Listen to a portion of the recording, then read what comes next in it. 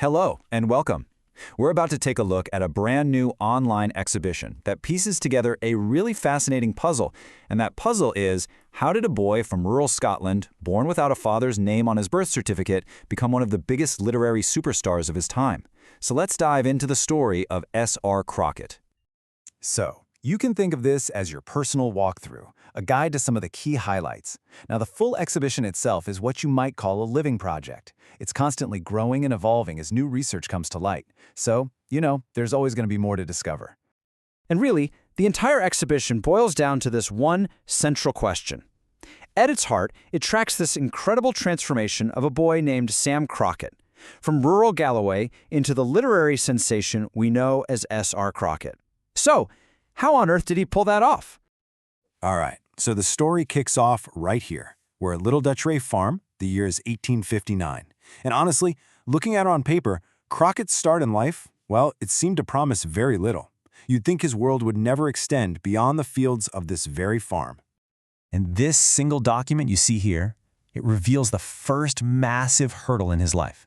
See, in Victorian Scotland, a birth certificate with a blank space where the father's name should be, that was a huge social handicap, a real stigma. But, and this is a big but, what young Sam lacked in social standing, he more than made up for with a large, loving family who gave him this just unshakable foundation. Now, the very heart of that family were his grandparents. You could almost say they gave him the two essential ingredients he'd need to become a novelist. From his grandfather William, he got the stories, right? The epic history of Scotland's Covenanters, all the drama and conflict. And then, from his grandmother Mary, he got the language, that authentic Galloway Scots dialect, to actually bring those stories to life. And this isn't just us looking back and connecting the dots. Crockett himself said as much. In a quote you can explore in the exhibition, he basically lays it all out, how his grandfather gave him his deep sympathy for these historical figures, and his grandmother gave him the real, authentic Scots tongue to write about them. It was a perfect combination. So that foundation he built on the farm was absolutely crucial, but his world was about to get a whole lot bigger. In 1867, the family packs up and moves to the nearby market town of Castle Douglas. And this move, well, it would open up doors to education and opportunity he just never would have had otherwise.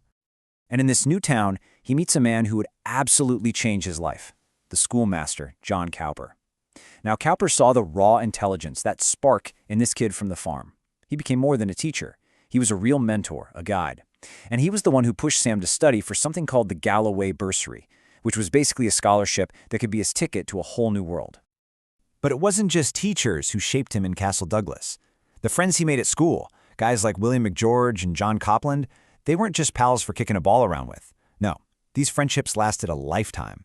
They grew up to become artists and engineers, and they formed this incredible professional network that supported Crockett throughout his entire career. McGeorge even did the artwork for some of his books. And this is where it all pays off. He wins that Galloway bursary in 1876, and that means he gets to go to Edinburgh University. And this right here is the beginning of his conscious reinvention. This is where he starts to deliberately transform himself from Sam Crockett, the farm boy, into someone entirely new. Okay, this is one of the coolest parts of the exhibition for sure. You can actually track his growing ambition just by looking at his signature on official documents. He shows up at university as plain old Samuel Crockett. Then suddenly he's Samuel Rutherford Crockett, adding the name of a famous Scottish theologian to give himself a bit more intellectual clout. It's like a paper trail of him building a new identity.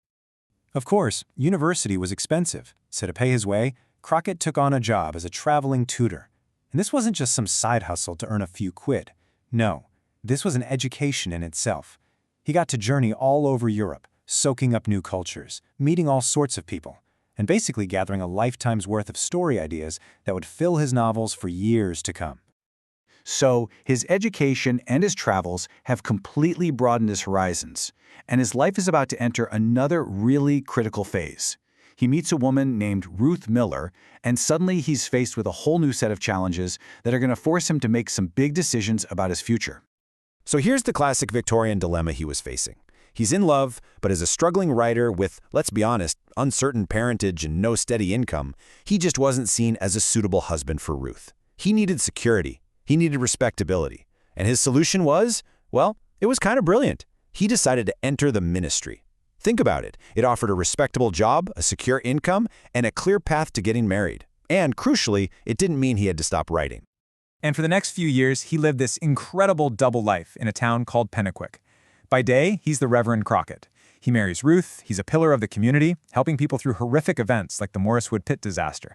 But then, in his spare time, he's editing magazines, he's writing, he's honing his craft, using all these powerful real-life experiences to fuel his fiction. So all of this, the ministry, the writing on the side, it's all leading us to the final stage of his transformation.